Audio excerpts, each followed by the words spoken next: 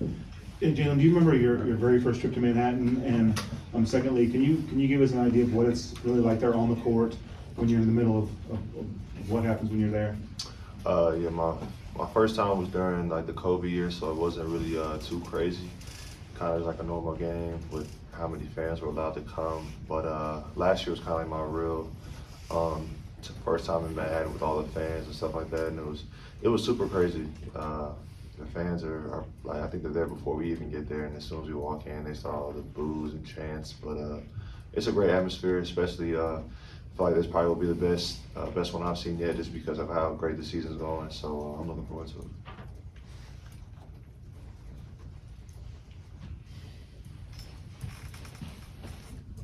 Did you ever play against Keontae when you were in high school?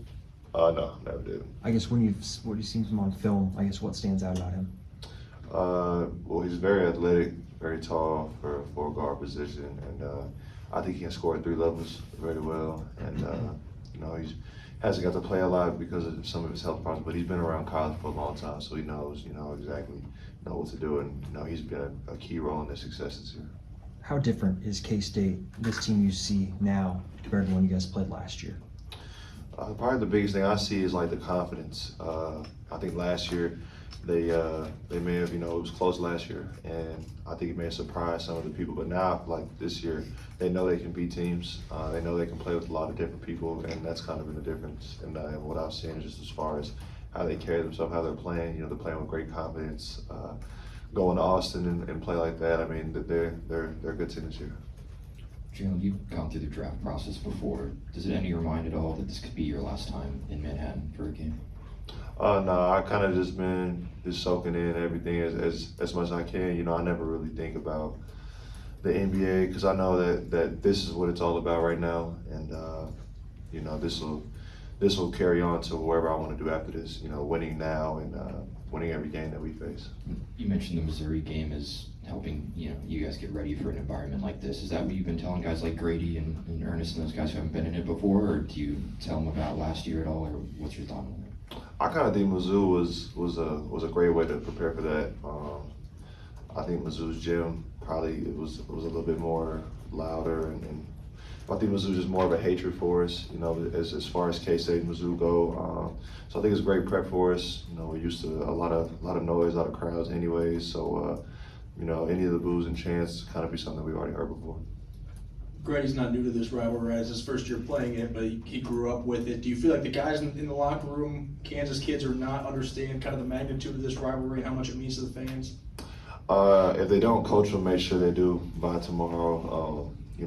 I've personally never lost to them, so it's something that I've always carried with myself, just that pride of never losing to those certain schools that that we don't personally get along with the best. So today we'll just let them understand what this means to a lot of different people. That's one thing I feel like we always step into the plate for is games that mean a lot to different people around that support us, and I feel like we carry that well.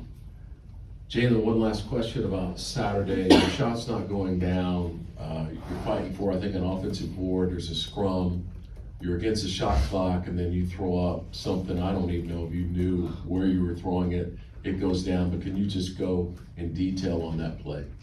Oh yeah, I was kind of just scrambling on the ground. I had just got my shot blocked when I went in there, and I just seen the ball on the ground. It just kept getting closer and closer to me, and I was like, man, I might be able to pick this ball up and shoot it. And because I knew the shot clock was going down, and I just picked it up and put a little float on it, and it went in. So that's really what it was. I think all the attention going to you when you were scoring so many points probably freed up KJ a little bit, but now that he's getting so much offense, maybe that gets balanced out a little bit. But can you just talk about the defense you've been getting and how now teams have to really prep for KJ offensively? Yeah, no, KJ's been great. KJ has he's given us a whole another look at our game because he's so effective in that short post area. You give him the ball off the roll, he's been terrific as far as his playmaking and also just been able to finish. And guys are always going to change their way. Not going to let me drive right and play me on certain plays they know. But we got 5 guys out there that can do pretty much anything that they want to do. And it's like if guys take one thing away, we got guys like KJ stepping up to the plate and showing his confidence and showing what he can do. And I think that's what makes us a team. You know, you gotta have 5 guys there that are willing and able to help. And that was just something like we did last year. You know, guys always try to take Oach out, and we just have to find a way to help them. And you know, and we have to step up to the plate when guys do that. And that's exactly how, you know, we created a great team last year. How much have you watched K-State? Not film, but just when they're on TV or whatever, when you're not playing? I haven't seen too much just because I don't really click K-State when I see it, but I'll watch more today and tomorrow for sure before the game. But I definitely respect them.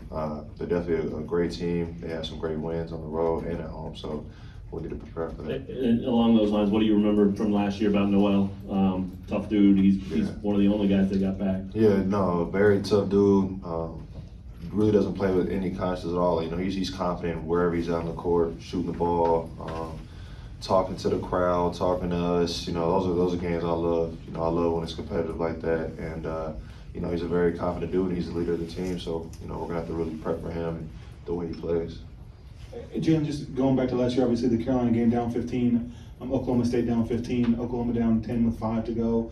What is it about this team really that kind of allows you guys to, I guess, eke out those wins and not panic and kind of stay the course? Probably just all of our mindsets and you know, how coach prepares us for games like that. You know, a lot of times in preseason, you know, before we play, we're going through different situations, and you know, he'll put us on a team down 10 with 3.5 minutes, and you know, we got to find a way to win. I feel like we work on that so much during the off season and preseason that, you know, when it comes to game time, we've seen certain situations, you know, if it's bonus, double bonus, different things like that. And so kind of when we get to the game, it becomes second nature. And especially with how, you know, like you said, the championship with, like, we just have the ultimate confidence in ourselves that no matter what the score is, we'll get the job done. All right, thanks, Jalen. Thanks, Jalen.